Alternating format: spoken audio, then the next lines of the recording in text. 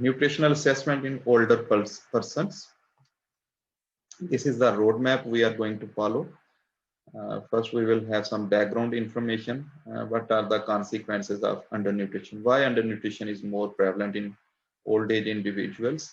And subsequently, we will see what are their causes, especially involuntary weight loss. एक तो होता है ना भाई अपनी मर्जी से वजन कम करना, एक जो खुद जो वजन कम होना शुरू हो जाता है ओल्ड एज में, व्हाट आर द कॉजेस, और फिर इन चीजों को असेस हम कैसे कर सकते हैं और कैसे हमें अगर टाइमली पता चल जाए और हम ऐसी इंटरवेंशंस कर लें कि जिनके थ्रू इस वेट लॉस को हम रोक सकें। तो इसके लिए फिर भाई रिस्क असेसमेंट टूल्स अवेलेबल हैं। ये टूल्स कौन से हैं, कौन से करेक्टरिस्टिक्स हैं जिनकी वजह से उनको हम बेस्ट टूल कह सकते हैं। और इसमें subjective global assessment, mini nutritional assessment, simplified nutritional appetite questionnaire, ये मेन टूल्स हैं भाई जो इसके अंदर हम आप लोगों के साथ डिस्कस करेंगे। बेसिकली नॉन इन्वेसिव टेक्निक्स हैं, क्वेश्चनियर्स हैं, और इससे आपने ये भी आइडिया लेना है कि हम क्वांटिटेटिव के साथ साथ क्वालिटेटिव टाइप की स्टडीज भी कर सकते हैं, जिनमें डिफरेंट टाइप के सर्वेज के थ्रू आप जो है वो इंफॉर्मेशन जो है वो उसको कलेक्ट कर सकते हैं। और lastly we will conclude this presentation. तो इंट्रोडक्शन में बैकग्राउंड की जब हम बात करें तो इसमें बताया गया कि most of the time nurses and doctors they fail to recognise the under nutrition in older individuals. And what are the main reasons? Because they are not trained for this purpose. तो इसका हल क्या है? इसमें due respect देनी चाहिए तमाम health care professionals को, और जो फूड का नॉलेज रखने वाले लोग हैं, जो डाइटिशियंस हैं, जो न्यूट्रिशनिस्ट हैं, उनको यहाँ पे उनका रोल जो है वो परफॉर्म करना होगा। जनरल हम बात करें तो न्यूट्रिशनल स्टेटस जो है वो ओल्डर एडल्ट्स का वो लोअर साइड पे होता है, जो भी स्पेशली अगर वो घरों में भी रह रहे हैं। और अगर हम बात करें कि वो अपने घर से निकल के सर्टेन टाइप ऑफ कम्युनिटी रेजिडेंसीज को ऑप्ट करते हैं, जहां पे उनका सोशल इंटरेक्शन उस तरह का नहीं रहता जिस तरह का घरों में था, तो अल्टीमेटली उससे मजीद उनकी न्यूट्रिशन जो है वो डिस्टर्ब होती है। और तीसरा सिनेरियो क्या है कि अगर वो बंदा हॉस्पिटलाइज हो जाता है जो कि ऑलरेडी माल नॉरिश्ड है, तो मजीद उसके चांसेस हैं डिस्टर्ब होने के। So it has been estimated that 1/3 less calories are taken by older persons as compare to young ones. 70 साल से ऊपर वाले जो लोग हैं, they are taking less than 1/3 less calories than that of younger persons. So ultimately, if they are taking less calories, it indicates that they are taking less food choices as well. और जब food intake कम हो रहा है और food की choices जो हैं वो कम साइड पे जा रही हैं, तो अल्टीमेटली उनकी बॉडी के अंदर न्यूट्रिएंट्स का लेवल जो है वो लोअर साइड पे जाना शुरू हो जाएगा। एनर्जी लेस इनटेक का मतलब ये भी है कि उनकी बॉडी जो है वो अपने आप से वो एनर्जी यूटिलाइज करना शुरू कर देगी। बीएमआर के लिए उसको जो एनर्जी चाहिए, वो एनर्जी के जो रिजर्व्स होंगे उसको यूटिलाइज करना शुरू कर देगी, और एक फेज आती है कि जिसमें वो रिजर्व्स जो हैं वो लोअर साइड पे चले जाते हैं। Energy intakes of older men range from 2100 to 2300। तो हम कह रहे हैं ना कि भाई वो 1/3 कम कैलोरीज लेते हैं अबव 70 पे। तो यहाँ पे उसने बताया है कि जो 40 to 74 ईयर्स ओल्ड इंडिविजुअल्स हैं, उनकी कैलोरीज रेंज जो है वो 2100 से 2300 पर डे के हिसाब से हैं। जबकि यंग वंस की हम कंपेयर करें, और यंग एज को उसने डिफाइन कहाँ तक किया है, 22 to 24 से 34 years, they are taking 2700 calories per day. अच्छा, इसके साथ साथ हम अगर देखें तो कैलोरीज के साथ साथ प्रोटीन का इंटेक भी डिस्टर्ब होता है। 10% of older main and 20% of older women have intakes of protein below the recommended daily allowances. तो फीमेल में ऑलमोस्ट डबल इनटेक जो है वो लेस होगा प्रोटीन का.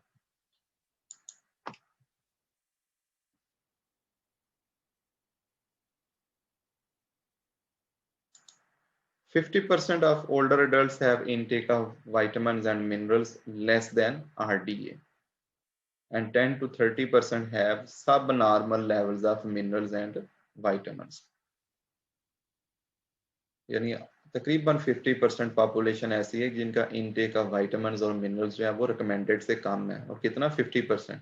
अब इसमें देखें कि बेसिकली फ्रूट्स एंड वेजिटेबल का इनटेक उनका डिस्टर्ब होगा, चाहे वो उसको उन चीज़ों को इसलिए कि बकल कैविटी प्रॉपर नहीं है, उनके दांत अब डिस्टर्ब हो चुके हैं, या इसके अंदर ये भी प्रॉब्लम है कि उनका मैदा उसको अफोर्ड नहीं करता, लेस एसिड प्रोडक्शन की वजह से फिर वो इतना डाइजेस्ट नहीं कर पाते और फिर इनटेक वो कम कर देते हैं. कम्युनिटी हाउसिंग रेजिडेंसेस को असेस किया गया तो उसमें 16 से 18% ऐसे ओल्ड एज पर्सन्स देखे गए which are taking less than 1000 kilo calories and 5 to 12% have been reported undernourished. तो लेस देन 1000 किलो कैलोरीज जो है ना, इसका मतलब फिर क्या होगा कि वो ये 1/5 जो पॉपुलेशन बताई गई है, ये जहां तक बॉडी के अंदर रिजर्व्स होंगे पहले उनको इन्होंने यूटिलाइज कर लिया होगा, और फिर एक फेज आती है कि जिसमें फिर इंडिविजुअल जो है वो उसके पास वो रिजर्व्स भी खत्म हो जाते हैं और फिर वो सीवियर माल न्यूट्रिशन की तरफ चला जाते हैं. तो ये तो कम्युनिटी हाउसिंग थी भाई, इनको आपने लहदा खुद आपने अब भाई देखना है. डिफरेंसेस जो हैं हमने डिटेल में भी इनको पढ़ना होगा, लेकिन अभी आप जरा इनको सर्च करके देखिएगा कि what are the differences between community housing, sheltered housing, assisted living residences, nursing homes. ठीक है, ये डिफरेंट टाइप ऑफ रेजिडेंसीज हैं जो कि ओल्ड पर्सन के लिए अवेलेबल हैं, और इनमें डिस्टिंक्शंस क्या है कि इनके पास कौन कौन सी फैसिलिटीज वहां पे अवेलेबल हैं. तो शेल्टर्ड होम जो है ना, वहां पे और ज्यादा रिस्क बढ़ जाता है माल न्यूट्रिशन का, और उसमें ये प्रोपोर्शन जो है वो 20% तक चला जाता है, जो कि कम्युनिटी रेजिडेंसेज में 5 to 12% था. और 30 to 40% of main and women over 75 are at least 10% underweight. यानी 30 to 40% इंडिविजुअल्स के अंदर एटलीस्ट 10% जो उनका वेट लोअर साइड पे होगा. इसी तरह एक डाटा हमारे पास है कि वो लोग जो हॉस्पिटलाइज हुए 1 महीना पहले भाई, hospitalisation 65% of the males and 69% of the females had insufficient energy intake. यानी हॉस्पिटल जाने से पहले ही उनके पास एनर्जी का इनटेक इतना नहीं था. ठीक है, ये भी एक रीजन हो सकती है ना हॉस्पिटलाइज होने की. इसका मतलब है कि वहां पे उनका फूड इनटेक जो है वो डिस्टर्ब होगा. और यही इंडिविजुअल्स हैं, वो एक और स्टडी हमें क्या बताती है कि मेल्स में 53% और फीमेल्स में 61% by the time of admission to the hospital. तो ये डिफरेंट स्टेजेस हैं, जहां जहां पे भी लोगों ने स्टडीज की हैं, असेस की हैं, तो सिचुएशन ये रिफ्लेक्ट कर रही है कि ओल्ड एज में न्यूट्रिएंट का इनटेक जो है वो बैडली इफेक्ट होता है. तो फिर इसके हवाले से आगे हम स्ट्रेटेजीज भी देखेंगे कि जिनके थ्रू इन चीज़ों को बेहतर किया जा सकता है. लेकिन इस लेक्चर में हमारा मेन एम्फिसिस जो है वो इनकी असेसमेंट के ऊपर है.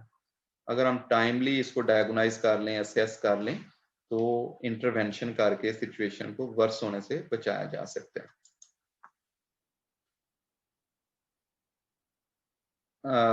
अच्छा, जो बंदा पहले ही माल नॉरिश था वो जब हॉस्पिटल में चला जाएगा तो वो मजीद माल नॉरिशमेंट की तरफ जाएगा, because these are more likely to consume less than 40% of the prescribed food and were more likely to have lower.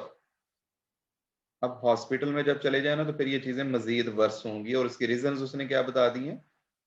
Functional impairment हो जाएगी वहां पे, mini mental status examination score उनका लोअर साइड पे चला जाएगा, लोअर टोटल लिम्फोसाइट्स काउंट होंगे, immunity related उनके जो है वो जो बायोमार्कर्स हैं वो लोअर साइड पे चले जाएंगे, सीरम एल्ब्यूमिन लेवल्स जो हैं वो लोअर साइड पे चली जाएंगी।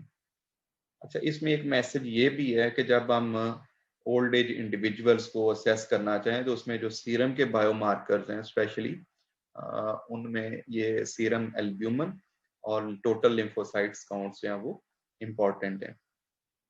In hospitalized subjects, 32 to 50% undernutrition has been reported due to these two factors. First one is poor recognition and monitoring of the nutritional status. This is associated with the issue is associated with the less training of the doctors and nurses.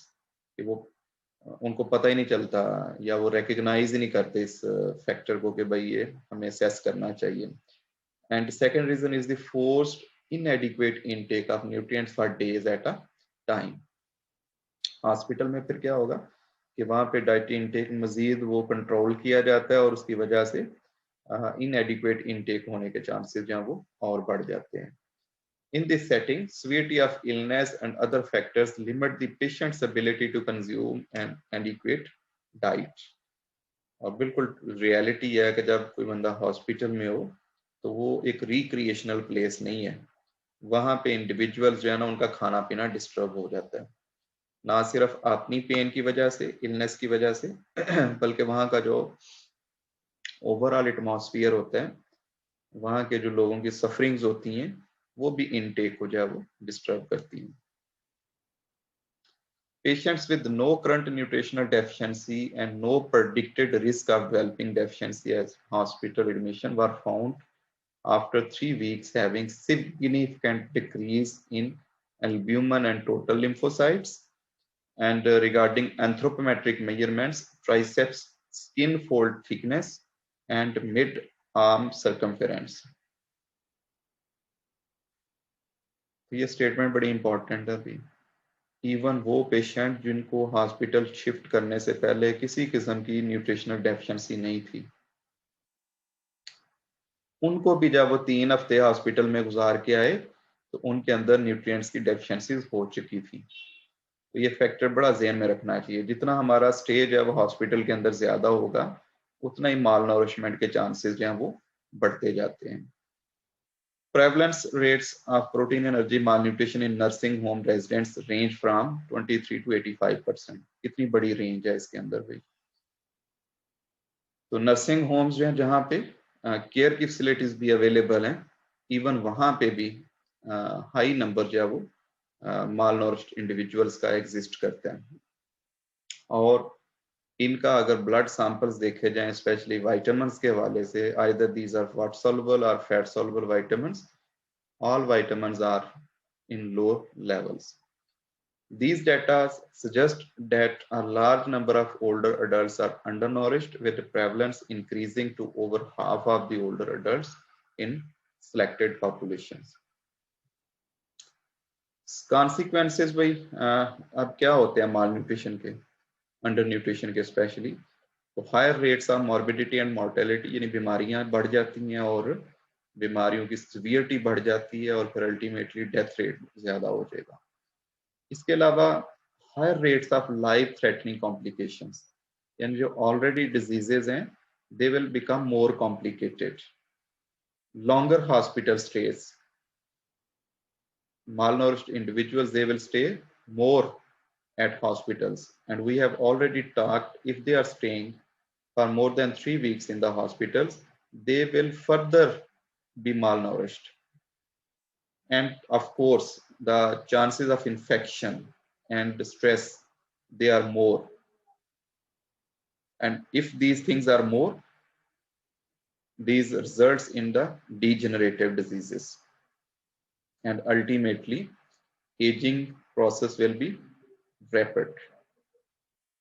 Increase in mortality is linear, यानी proportional है भाई, straight forward है, the lower the BMI the greater the risk. Body mass index जो है ना, जो कि हमने हाइट और वेट की बेस पे कैलकुलेट की है, ओल्ड एज इंडिविजुअल्स का अगर हम करें और उनका जितना BMI उनका कम होगा, उनका मॉर्टेलिटी का रिस्क जो है वो बढ़ता जाएगा। Increased risk of death has been shown to begin at a body mass index of less than 23.5 in men and less than 22 in women. तो बेसिकली तो ये ऑप्टिमम है। अगर हम बीएमआई के हिसाब से देखें तो ये बड़े आइडियल बीएमआई वैल्यूज हैं भाई नॉर्मल इंडिविजुअल की। लेकिन ओल्ड एज में इस एज ब्रैकेट के अंदर भी जो इंडिविजुअल्स हैं ना उनके मोर्टेलिटी के चांसेस जो है ना वो लीनियर फॉर्म में एग्जिस्ट करते हैं। तो ये बड़ा भी एक अच्छी स्लाइड है, इसमें आप देख सकते हैं कम से कम 8-10 के करीब आपको इसमें स्टडीज नजर आ रही हैं जो कि डिफरेंट कम्युनिटी सेटअप्स में की गई हैं और इनका जो एसोसिएशन है वो न्यूट्रिशनल पैरामीटर्स और उनके आउटकम्स को यहाँ पे डिस्कस किया गया है। डिफरेंट टाइप की रेजिडेंसीज क्या हो सकती हैं इसमें? कम्युनिटी हाउसिंग है भाई, इसमें होम बाउंड ओल्डर एडल्ट्स हो सकते हैं, हॉस्पिटलाइज्ड पेशेंट्स हो सकते हैं, रिहेबिलिटेशन पेशेंट्स हो सकते हैं, नर्सिंग होम्स के रेजिडेंट्स हो सकते हैं। तो तकरीबन ये 4 to 5 टाइप्स की रेजिडेंसीज में काम किया गया है और इनके मेजर्स के लिए जो पैरामीटर्स यूज किए गए हैं या बायोमार्कर्स यूज किए गए हैं, तो किसी ने सिंपल ये बीएमआई पे फोकस किया है, किसी ने ये आगे सीरम एल्ब्यूमिन जो बायोमार्कर हम कर रहे थे प्रोटीन की डेफिशिएंसी को रिफ्लेक्ट करने वाला, उसको यूटिलाइज किया है। तो इनकी बेस पे आगे फिर कंक्लूजन्स हैं। तो बीएमआई जिनका लेस देन 22% है उसमें 15% हायर 1 ईयर मोर्टेलिटी, यानी विद इन 1 ईयर जो है ना मोर्टेलिटी होने के चांसेस 15% हायर हो जाते हैं उन लोगों के अंदर। एंड पुअर फंक्शनल स्टेटस, ये 2 स्टडीज हैं 100 एंड 101, इनको गो थ्रू करके मजीद डिटेल में आप जा सकते हैं इन्होंने किस तरीके से जो है ना ये चीजें असेस की, इनका सैंपल साइज क्या था और फिर आप कंक्लूजन जो है ना इनको बेहतर अंडरस्टैंड कर सकते हैं। हॉस्पिटलाइज्ड पेशेंट से बीएमआई इनका लेस देन 20 है तो उनका भी उन्होंने देखा है कि हायर इन हॉस्पिटल मोर्टेलिटी, यानी उनका हॉस्पिटल के अंदर रहते हुए भी डेथ के चांसेस जो है वो ज्यादा हैं। और जिनका बीएमआई 15 परसेंटाइल था, हायर 180 डे मोर्टेलिटी, यानी विद इन 6 मंथ मोर्टेलिटी उनकी जो है वो ज्यादा है। इसी तरह नर्सिंग होम का एक देख लेते हैं, more than 10% loss of body weight in preceding 6 month, यानी अगर हम असेस करें और ट्रैक करें और हमें ये पता चले कि इनका वेट लॉस जो है वो 10% से ज्यादा हो गया पिछले 6 महीनों में, तो उनके अगले 6 महीने के अंदर मोर्टेलिटी के चांसेस जो है वो हायर साइड पे चले जाते हैं। तो ये 2 कट ऑफ वैल्यूज यूज की जाती हैं, आगे इनकी डिटेल आएगी। एक होती है मोर देन 10% और एक होती है 5% लॉस। 2 पैरामीटर्स को देखा जाता है, 10% से ज्यादा और 5% जो है। तो 5% लॉस ऑफ बॉडी वेट जो है वो इनका पैरामीटर था। नर्सिंग होम रेजिडेंट्स थे। 4.6 times higher mortality in 1 year. उन डाटा क्या सजेस्ट करता है कि individuals with having 5% loss of body weight, they were at risk of 4.6 times more mortality during the 365 days, coming 65 days। और अगला data जो है वो बता रहा है कि 10 टाइम्स हायर मोर्टेलिटी। इन स्टडीज को भाई गौर कीजिएगा, मैं आपको हरफ बे हरफ जो है ना वो तो नहीं कह रहा कि इसको मेमोराइज करें, लेकिन एक आइडिया आपके पास ओवरऑल होना चाहिए। स्पेशली ये जो रिजल्ट्स, ये 2-4 रिजल्ट्स जो है ना जो बड़े प्रोमिनेंट हैं, इनको जरा आप जरूर देखिएगा कितने % मोर्टेलिटी रेट जो है वो बढ़ जाता है नर्सिंग होम्स के अंदर, स्पेशली जिनका वेट लॉस जो है वो 5% से ज्यादा हो। ठीक है, और इसी तरह को बीएमआई के रिलेटेड जो है ना वो 2-3 जो है वो चीजें ज़हन में रख लीजिएगा कि अगर ये 22 से कम है या 15 से भी कम हो जाए तो फिर मोर्टेलिटी के विद इन ईयर या विद इन हाफ ईयर जो उसके चांसेस किस रेशियो से बढ़ जाते हैं। सीरम एल्ब्यूमिन का जिक्र आया तो इसमें लेस देन 35 ग्राम पर लीटर, ठीक है, इससे कम वैल्यू हो तो फिर mortality 14% mortality versus 4% among patients with ये कंट्रोल ग्रुप होगा भाई विद मोर देन 35 ग्राम पर लीटर एल्ब्यूमिन। ये भी तकरीबन एक अच्छा पैरामीटर देखा जा रहा है इसके अंदर। Causes of involuntary weight loss in older adults, हमने वैसे तो कॉन्सिक्वेंसेस देख ली हैं कि अंडर न्यूट्रिशन होगी तो उससे मॉर्बिडिटी और मोर्टेलिटी और स्टे इन हॉस्पिटल और इन्फेक्शन के चांसेस वगैरह जो ये बढ़ जाएंगे। तो अब हम रीजंस की तरफ जाते हैं। तो बेसिकली 3 रीजंस इसमें, स्टारवेशन आएगी, इसमें सार्कोपीनिया और इसमें काकेक्सिया। ये 3 चीजें इसके अंदर जो है ना वो रिपोर्टेड हैं। लेकिन इससे पहले बड़ा इंपॉर्टेंट है भाई, 3 किस्म के इंटरेक्टिव मैकेनिज्म्स हैं वो बॉडी के अंदर एग्जिस्ट करते हैं जिनकी वजह से बॉडी की कंपोजिशन में चेंजेस आती हैं। अब इनमें से कुछ मैकेनिज्म्स तो ऐसे हैं कि जो बॉडी के अंदर डे टू डे बेसिस पे चेंजेस लाते हैं, मिनट टू मिनट चेंजेस। ठीक है, इसका मतलब है कि इस तरह के बायोमार्कर्स वो ज्यादा इफेक्टिव हो सकते हैं जब हम कोई स्टडी करना चाहें, कोई इंटरवेंशन करना चाहें, क्योंकि ये बायोमार्कर्स हमें क्या रिफ्लेक्ट कर रहे हैं कि इनके अंदर मिनट टू मिनट बेस पे चेंजेस आ जानी है। ठीक है, मेटाबॉलिक स्टेट के अंदर। और कुछ ऐसे हैं कि जो बॉडी कंपोजिशन के अंदर लाइफ साइकिल रिलेटेड चेंजेस को शो करते हैं, यानी जैसे इन्फेंट्स हैं, एडल्ट्स हैं, एडोलिसेंट्स हैं, ओल्ड एज है, इस हिसाब से स्टेज वाइज जो है ना वो लाइफ साइकिल रिलेटेड जो है ना वो बॉडी की कंपोजिशन चेंज होती है। और इसमें ऑफ कोर्स इसमें हार्मोनल सिस्टम्स हैं उनका ज्यादा रोल होगा। इसी तरह कुछ और इंडिकेटर्स बॉडी के अंदर ऐसे पाए जाते हैं जो कि हमारी इम्यूनोलॉजिकल मेडिएटर्स के तौर पे जाने जाते हैं। तो इम्यूनिटी के रिलेटेड जो है ना वो चीज़ों को रिफ्लेक्ट करते हैं। तो मिनट टू मिनट चेंजेस की अगर हम बात करें तो इसमें हार्मोनल में स्पेशली इंसुलिन और ग्लूकागान इनका रोल भाई है। आपको पता है कि जैसे ही आप कोई चीज़ खाते पीते हैं तो उसके हिसाब से बॉडी इंसुलिन और ग्लूकागान की मदद से उनको हैंडल करती है और फिर हम जो स्टफ है उसमें से न्यूट्रिएंट्स ड्राइव करते हैं और अगर एक्सेस हो तो उनको फिर स्टोर भी कर लिया जाता है। तो ये मिनट टू मिनट चेंजेस जो हैं ये और डे टू डे चेंजेस जो हैं ये कह लें कि क्विक मार्कर्स हो सकते हैं। इसके अलावा हार्मोन्स स्पेशली जो कि लाइफ साइकिल रिलेटेड चेंजेस लाते हैं तो इसमें एस्ट्रोजन और एंड्रोजन्स। ठीक है, एस्ट्रोजन जो है वो आप बेहतर समझते हैं पहले कि ये फीमेल कैरेक्टरिस्टिक्स के लिए जो है ना वो इसकी डेवलपमेंट और मेंटेनेंस के लिए जो है ना ये हार्मोन यूज होता है। एस्ट्रोजन जो है वो फीमेल के अंदर पाया जाता है और ये सेक्स हार्मोन है which is related to the developing and maintenance of female characteristics of the body. इसी तरह एंड्रोजन्स की अगर हम बात करें तो ये टेस्टोस्टेरोन भी हो सकता है, टेस्टोस्टेरोन और एंडोस्टेरोन्स भी हो सकते हैं। और ये टेस्टोस्टेरोन का जब जिक्र आएगा तो ये मेल हार्मोन है और मेल के जो कैरेक्टरिस्टिक्स हैं ना उनको प्रमोट करता है। इसी तरह ग्रोथ हार्मोन्स हैं भी बॉडी के अंदर, इनको अमूमन हम सोमैटोट्रोफिन का नाम भी देते हैं। ग्रोथ हार्मोन्स को GH के वर्ड से इसको रिफ्लेक्ट किया जाता है या स्मॉल h GH, इससे भी इसको रिफ्लेक्ट किया जाता है। Capital H, capital G, capital H, इससे भी इसको रिफ्लेक्ट किया जाता है। यानी ह्यूमन ग्रोथ हार्मोन्स का वर्ड भी यूज होगा या सिंपली ग्रोथ हार्मोन्स का वर्ड भी यूज होता है या सोमैटोट्रोफिन भी इनको बोलते हैं। और ये बेसिकली ग्रोथ को स्टिमुलेट करते हैं, सेल की रिप्रोडक्शन में इन्वॉल्व हैं, सेल की रीजनरेशन में इन्वॉल्व हैं। ठीक है, ना सिर्फ ह्यूमंस के अंदर बाकी एनिमल्स के अंदर भी। तो overall we can say that growth hormones are related with the growth and development. Similarly prolactin,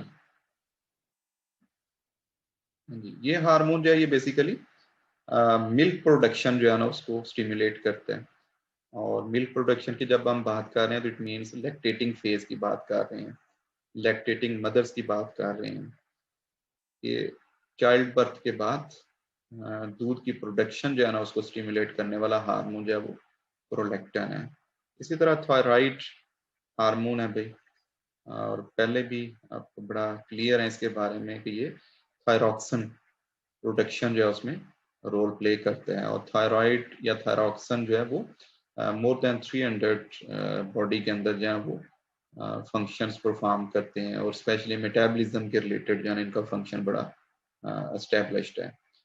इसी तरह कैटिकोलामीन्स एंड कार्टिकोस्टेरॉइड्स, ये भी हार्मोन्स जो है वो वही लाइफ साइकिल स्पेसिफिक है। और कैटिकोलामीन्स दीज आर बेसिकली न्यूरोट्रांसमीटर्स, ठीक है, न्यूरोट्रांसमीटर्स हैं। और इसकी अगर आपसे एग्जांपल पूछी जाए तो इसमें डोपामीन आ जाती है, एपिनेफ्रिन आ जाती है, और ये नर्वस सिस्टम के ऊपर जाके इम्पैक्ट करते हैं भाई। Dopamine, epinephrine, and these are basically neurotransmitters. इसी तरह कार्टिकोस्टेरॉइड्स हैं, ठीक है, टाइप ऑफ स्टेरॉइड है बेसिकली, जस्ट लाइक एल्डोस्टेरॉन और कॉर्टिसन। बेसिकली ये एड्रीनल कॉर्टेक्स जो है वो इसको प्रोड्यूस करते हैं। इसके साथ साथ भाई जब हम बात करें इम्यूनोलॉजिकल मेडिएटर्स की, तो इसमें interleukin 1, interleukin 6, tumour necrosis factor, ठीक है, ये वो चीजें हैं कि जो मसल की degeneration, regeneration, body fat and nitrogen regulation के अंदर इन्वॉल्व हैं। और बेसिकली ये इम्यूनोलॉजिकल मेडिएटर्स का इनको नाम दिया जाता है। इंटरल्यूकिन जो है ये बेसिकली प्रोटीन इन नेचर है भाई, और बहुत सारे सेल्स जो है बॉडी के अंदर इनको रिलीज करते हैं, और स्पेशली जो मैक्रोफेजेस हैं वो इनको रिलीज करते हैं, और इनका फिर बाकी सेल्स की जो एक्टिविटी है उसके ऊपर इम्पैक्ट होता है, स्पेशली इन्फ्लेमेशन को प्रमोट करते हैं ये। तो इनकी प्रेजेंस जो है वो बॉडी के अंदर इन्फ्लेमेशन की इंडिकेटर हो सकती है। इसी तरह ट्यूमर नेक्रोसिस फैक्टर जो है ये भी एक प्रोटीन बेसिकली इन नेचर है, और ह्यूमन और अदर एनिमल्स में इसकी प्रोडक्शन होती है, और ये डिस्ट्रक्टिव टू सेल्स है, showing abnormal rapid growth.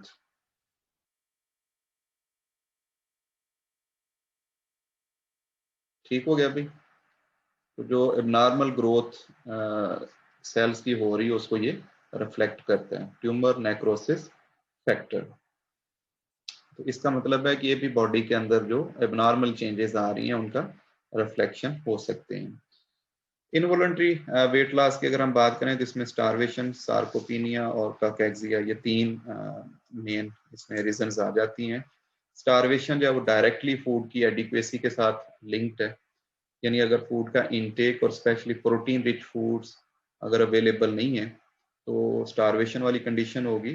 Lack of access, inability to consume, यानी एक्सेस तो है लेकिन इंडिविजुअल जो है ना उसकी कुछ लिमिटेशंस हैं जिनकी वजह से वो फूड का इनटेक नहीं प्रॉपर कर रहा है, जैसे बक्कल कैविटी या मैकेनिकल लिमिटेशंस आ गई हैं ना, बक्कल कैविटी प्रॉपर काम नहीं कर रही, स्वालो का एक्शन प्रॉपर नहीं हो रहा। और तीसरा फैक्टर क्या हो सकता है कि अवेलेबल भी है, खाई भी जा रही है लेकिन अब्जॉर्ब नहीं हो पा रही, तो inability to absorption of ingested nutrients. अच्छा, ये बेसिकली होता क्या है कि नॉर्मल लाइफ में हंगर जो है ना वो एक बहुत बड़ी नेमत है, यानी भूख लगना ये एक बहुत बड़ी नेमत है। भूख लगती है तो फिर हम फूड की सर्च में निकलते हैं, ठीक है, और यहाँ पे स्टैटिएशन और स्टाइटी बड़े इंपॉर्टेंट है। ये केमिकल मेडिएटर्स हैं बेसिकली जो हंगर को कंट्रोल करते हैं। तो ये सिग्नल देते हैं कि कब भाई हमने खाना पीना छोड़ना है, और स्टाइटी हमें बताती है कि कब हमने फूड को सर्च करना है, ढूंढना है, ठीक है। तो ये बिटवीन मील जो इंटरवल होता है ना वही गुजरता है किसी स्ट्रगल के अंदर, और फिर खाने का टाइम आ जाता है और फिर हम उसको खाते पीते हैं, तो again we achieve this satiation. Appetite is basically a condition by a number of which is affected by a number of social, cultural, and psychological factors as well as by disease and illness. यानी आप बीमार हो तो खाना पीना नहीं बंदे का दिल करता, अगर कोई किसी नियर वन डियर वन की डेथ हो जाए तो बंदे को कहा जब भी खाना खाओ तो उसका दिल नहीं करेगा। साइकोलॉजिकल कल्चरल, सोशल, ठीक है, बहुत सारे फैक्टर्स हैं जो एपिटाइट को कंडीशन करते हैं, मॉडिफाई करते हैं।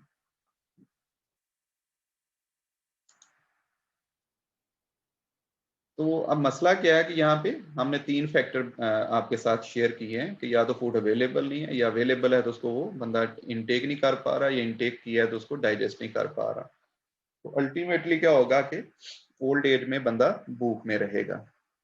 भूख में रहेगा तो अल्टीमेटली भूखा रहेगा, खाए पिएगा नहीं, तो अल्टीमेटली उसका जो न्यूट्रिशनल स्टेटस है वो डाउन साइड पे चला जाएगा। Anorexia or decline in appetite is considered a major contributor to weight loss and undernutrition in older persons. सार्कोपिनिया भी, जिसको हमने पिछले लेक्चर में भी कवर किया था, मसल्स की क्वालिटी, स्ट्रेंथ उसका लूज हो जाना, और ये एज स्पेसिफिक भी है। और अगर डाइट हमारी प्रॉपर नहीं होगी तो उसके हिसाब से मसल प्रोटीन के जो लॉसेस हैं वो बढ़ जाएंगे, तो मसल का फंक्शन और मसल की क्वालिटी जो है वो कंप्रोमाइज होगी। Reduction in muscle mass and strength that occurs with aging may be independent of the total body mass. और जरूरी नहीं है कि ये एक दुबला पतला बंदा है ना तो उसके अंदर ही मसल्स का लॉस होना है। एक मोटा बंदा जो है ना, obese सब्जेक्ट, उसके अंदर भी मसल्स की रिडक्शन जो है वो हो सकती है। तो इसलिए ये बाज दफा जो है ना वो डायग्नोस्टिकली इसको ये डिसेप्टिव के तौर पे लिया जाता है। ये हमारी मिसकंसेप्शन है कि भाई जो बंदा दुबला पतला है ना सिर्फ उसके मसल्स देखने हैं, वही सार्कोपिनिया का शिकार हो सकता है। जो अडल्ट वन, ओबीज वन है ना, उसके अंदर ये प्रॉब्लम नहीं हो सकती, जबकि स्टडीज हमें बताती हैं कि मसल मास जो है may occur even in obese subjects. Starvation के बाद सेकंड भाई जो कंपोनेंट उसको काकेक्सिया, ठीक है, काकेक्सिया जो है ये एक सिंड्रोम भी है and it is related to muscle wasting and weight loss, यानी ओवरऑल वजन कम होना, और वजन के अंदर देखा जाए तो मेन वजन किस वजह से कम हो रहा है, मसल मास की वजह से।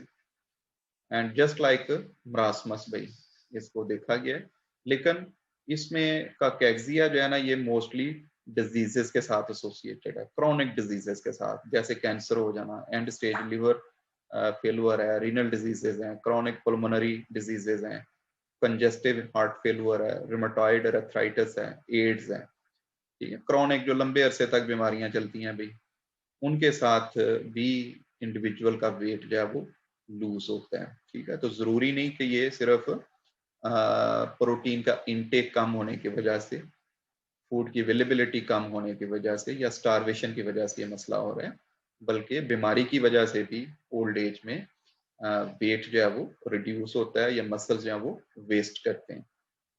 और इसमें क्या है, ककेक्सिया को हम कैसे डिस्टिंक्शन कर सकते हैं कि इसमें प्रो इन्फ्लोमेटरी साइटोकाइंस जो है ना वो इसके अंदर ज्यादा आएंगी। ठीक है, साइटोकाइंस को देख के अंदाजा हो जाता है कि भाई इन्फ्लेमेशन जो है ना बॉडी के अंदर हो रही है। Disease associated cytokines directly result in feeding suppression and lower intake of nutrients. तो इन्फ्लेमेशन अगर बॉडी में हो रही है तो फर्दर ये जो साइटोकाइंस पैदा हुई हैं ये भूख को मजीद सप्रेस कर देती हैं, और जब भूख सप्रेस हो जाएगी तो फिर इनटेक और डिस्टर्ब होगा। Increased cytokines levels commonly associated with disease conditions characterized by cachexia may play a role in appetite suppression, mortality and weight loss. ये बड़ा इंपॉर्टेंट भाई कंपोनेंट है यहाँ पे जो मैं आपके साथ शेयर कर रहा हूँ कि हम कैसे पहचानेंगे कि वेट लॉस जो ओल्ड एज में हो रहा है वो किसकी वजह से हो रहा है। ठीक है, तो बेसिकली इस चार्ट का नाम जो रखा गया है वो अप्रोच टू न्यूट्रिशनल असेसमेंट है। मैं एग्जाम में बाज दफा इसी तरह पूछ लेता होता हूँ और फिर बच्चे वहां पे कुछ और लिखाते हैं। तो अप्रोच फॉर न्यूट्रिशनल असेसमेंट क्या होगी ओल्ड एडल्ट्स के अंदर? तो नंबर 1 तो ये है कि इनवॉलंटरी वेट लॉस हमने देखना है कि मोर देन 5% इन 30 डेज, यानी बंदा पिछले 30 दिन का वेट जो उसके हिसाब से कंपेयर करके देखे, तो अगर तो उससे पिछले वेट से 5% ज्यादा जो है ना वो वेट लॉस हुआ है, ठीक है, उस वक्त जो वेट था उसका 5% लिया जाएगा और वो वैल्यू देखी जाएगी और कहा जाएगा कि भाई उससे ज्यादा लॉस हुआ है या कम हुआ है। एक तो ये तरीका हो सकता है, और दूसरा तरीका क्या हो सकता है कि more than 10% weight loss in 90 days, यानी 3 मंथ का वेट जो है उसके साथ कंपेयर करेंगे। तो 3 पॉसिबिलिटीज हैं, स्टारवेशन, सार्कोपिनिया, ककेक्सिया। तो फिर हम देखेंगे कि क्या इस बंदे को फूड अवेलेबल थी। फूड अगर उसको अवेलेबल थी तो फिर तो स्टारवेशन नहीं बनती। स्टारवेशन जो है वो तो अवेलेबिलिटी, हाँ उससे अगली फेज देखी जा सकती है भाई, इसके अंदर इसका इनटेक तो डिस्टर्ब नहीं था, ठीक है। तो अगर ये चीज एस्टेब्लिश हो जाए तो इसका प्रोटोकॉल क्या है कि slow refeeding by protocol, are these mechanical problems with food intake और माल एब्जॉर्प्शन, ये भी देखा जाएगा भाई, ठीक है? कि भाई अब हमने उसको फीडिंग की है लेकिन स्टिल प्रॉब्लम एग्जिस्ट कर रही है, तो इट मीन्स कि फिर उसका इनटेक प्रॉपर नहीं हो रहा या माल एब्जॉर्प्शन हो रही है। तो फिर उसका क्या हल हो सकता है कि उसका किसी तरीके से जब तक सिचुएशन काबू में नहीं आती इंटेरल फीडिंग कर दी जाए या पेरेंट्रल फीडिंग कर दी जाए और प्रोग्नोसिस किया जाए। प्रोग्नोसिस क्या होता है कि हम डिजीज का कोर्स देखते हैं कि आगे क्या सिचुएशन होने जा रही है। Enteral feeding tube feeding, parenteral feeding intravenous, यानी प्योर न्यूट्रिएंट्स डिलीवर किए जाते हैं और इंडिविजुअल को बेहतर फार्म की तरफ लाने की कोशिश की जाएगी। दूसरी क्या कंडीशन है, is appetite normal but a loss in lean body mass, बंदा खाता पीता तो ठीक है लेकिन उसका जो मसल मास है वो कम हो रहा है, this will be referred as sarcopenia. और इसमें वो कहता है कि consider the determination of fat free mass, ताकि वो जो एक फैटी इंडिविजुअल्स के अंदर चीज मास को हो जाती है ना उससे बचा जा सके। और इसका इलाज क्या हो सकता है, एक्सरसाइज और anabolic activity. Anabolic activity is basically जो है ना ये इसके करने से क्या होगा कि we will stimulate the production of और फॉर्मेशन ऑफ बोन्स। तीसरा फैक्टर जो है, is there a non inflammatory condition, इस आंसर पे हमने पहुंचना है, ठीक है। और वो कैसे पहुंचेंगे, can the inflammatory condition be controlled, consider the hypo caloric supplements and consider the oxy और एक्सीजेनिक ड्रग्स।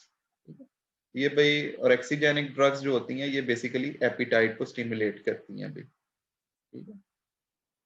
ये कोई ड्रग हो सकती है, कोई हार्मोन हो सकता है या कोई कंपाउंड हो सकता है जो कि बेसिकली स्टिमुलेट करेगा एपिटाइट को, ठीक है। हाइपर कैलोरिक यानी कैलोरीज का इंटेक ज्यादा कर देना, ठीक है। तो अल्टीमेटली ये तीन तरह के जो वेट लॉस के कॉन्सिक्वेंसेस थे उनको बेसिकली हम असेस कर पाते हैं। अब इसमें ये भी इम्पोर्टेंट है कि स्टारवेशन और काकेक्सिया, इन दोनों को हम कैसे डिस्टिंग्विश करेंगे। तो लेफ्ट साइड पे जो कॉलम है उसमें आप चीजें देख रहे हैं कि जिसमें डिफरेंट इंडिकेटर्स हैं और राइट साइड पे फिर उनके दोनों के डिफरेंसेस हैं। तो एपिटाइट की बात करें तो स्टारवेशन में वो कहता है कि लेट फेज पे जाके स्ट्रेस होती है, तो बंदे का खाने को दिल नहीं करता। लेकिन जो कैक्सिया जो कि कैंसर, एड्स और इस तरह के हेल्थ इश्यूज के साथ हमने देखा था कि वेट लॉस होता है ड्यू टू क्रॉनिक डिजीजेस, इसमें भूख शुरू में सप्रेस हो जाती है। तो एक मेजर इंडिकेटर है अभी BMI, not predictive of mortality, predictive of mortality. BMI की वैल्यू से अंदाजा हो जाता है कि इसकी डेथ के चांसेस जो हैं वो ज्यादा है। In case of cachexia, starvation में ये अच्छा इंडिकेटर नहीं है। Serum albumin, transthyretin, transferrin, retinol binding protein, cholesterol, ये भाई सारे पैरामीटर्स जो है ना इनको आपने अच्छे तरीके से देख लेना है। ट्रांसथेरेटिन जो है वो बेसिकली वर्ड ट्रांस जो है वो ट्रांसपोर्टर से निकला हुआ है, थेरोटिन जो है वो थेरोक्सन से निकला हुआ है, रेटिनोल जो है वो रेटिनोल से है। तो बेसिकली ये ट्रांसपोर्ट प्रोटीन है, ठीक है, जो कि हार्मोन थेरोक्सन को और रेटिनोल को बाइंडिंग प्रोटीन जो है उसको अपने साथ रेटिनोल को बाइंड करके बॉडी के अंदर जो है वो ब्लड के थ्रू ट्रांसपोर्ट करती है। ट्रांसपेरेंट जो है वो आयरन कंटेनिंग या आयरन बाइंडिंग जो है वो प्रोटीन है,